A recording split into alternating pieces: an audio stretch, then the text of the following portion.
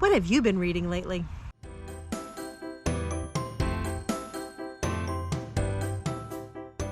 Welcome to No Excuses. My name is Mary Fran. This is my place to talk about weight loss, life, fitness, being amazing. You know what else is amazing? The weather today. So I decided to come outside. The dog wanted to be outside. She's roaming around out here, but she wanted to be outside also. So I'm like, hey, let's go outside and film outside. So today we are going to do a book review. One of the things that I wanted to do this year was to actually sit down and read something, quote unquote, edifying for my brain. Something to do with weight loss, with bettering myself. And the last 3 books that I've read have actually been more educational, learning about something. I read about Built to Move, which was fantastic. I did the book about Forever Young, and I also did the book Thinsanity. I'll put the links in the description below. And I actually have another one lined up that's more along the same lines of something like that. But I decided that my next book was going to be more of a memoir of somebody that actually has lost weight. So I chose the book, It Was Me All Along by Andie Mitchell. When I started looking at this, I was like, why do I know that name? I never really figured out why, but I do. I've heard it. I don't know. And I actually have spent some time on her website and looking at stuff. But it is a memoir of her experiences with weight loss and life. And it starts with her as a very young girl, and it starts with her extreme loneliness, living with a father who was a drunk, living with a mother who was trying to hold the family together financially and was working long hours. And it talked about the loneliness. And in her loneliness, she turned to food. A lot of food. It was her friend. And I can relate to that. Food is my friend and my comfort. And the book just talks about how she kept gaining weight and gaining weight and gaining weight. And it talked about the struggles that she had as a teenager that was overweight, as a college student that was overweight. When she was in college, midway through college, she actually had a wake-up call and she decided she was going to lose the weight. And she lost a lot of weight. And it was inspiring to know that she could do it. It was amazing to read the transformation that she went through.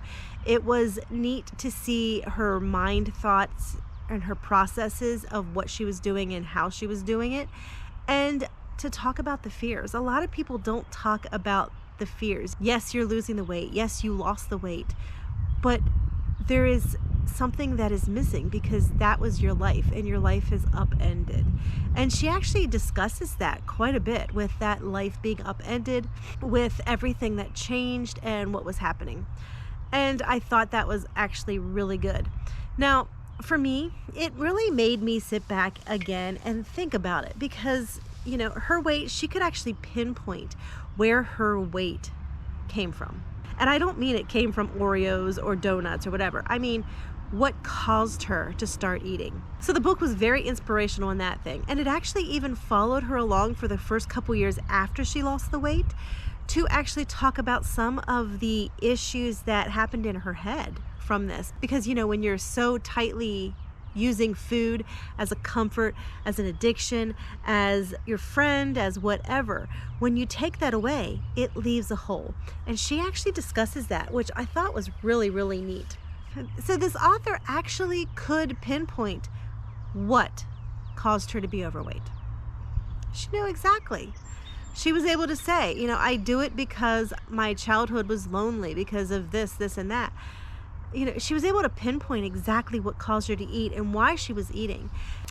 Now, the only thing I had an issue with in this book, in her memoir, was the fact that it seemed like almost overnight she just decided, I'm going to lose weight, and I lost the weight. And I'm sitting here going, yeah, it's a little bit harder than that. And granted, she did it when she was 20. I'm 50. Okay, let's not lie, I'm 51. I'll be 52 this year, but we're just going to say 50. And it's hard to lose weight. It's hard to just say, oh, I'm going to just savor my food. I'm just going to enjoy it. I'm going to make it the experience. Maybe I've just never gotten there. I don't know. But she talked about how it became the experience and she could still have her cake and eat it too. And to me, that's foreign. I would love to get to that point.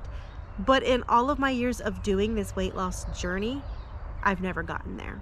Now, even though I've never actually reached that point where I can sit back and be like, I'm just gonna go and eat one little bite, or I'm just gonna eat this and then I can put it away and I'm perfectly fine. Even though I've never gotten to that, I did like some of the things that she was saying about food, about how food is an experience. If you shovel it in, you're going to lose that experience. You're going to lose that. You're going to lose a lot of the flavors, and how eating slow and eating small amounts have helped her to savor what she's eating. And she actually became a bigger foodie through that. So there's a lot of concepts in there that I really like and that really made me think about it. So that's a good thing. But overall, the book really did make me think. It made me think about my own personal weight loss journey. It made me think about where I am, how I got here, and yes, how to get myself out of this hole.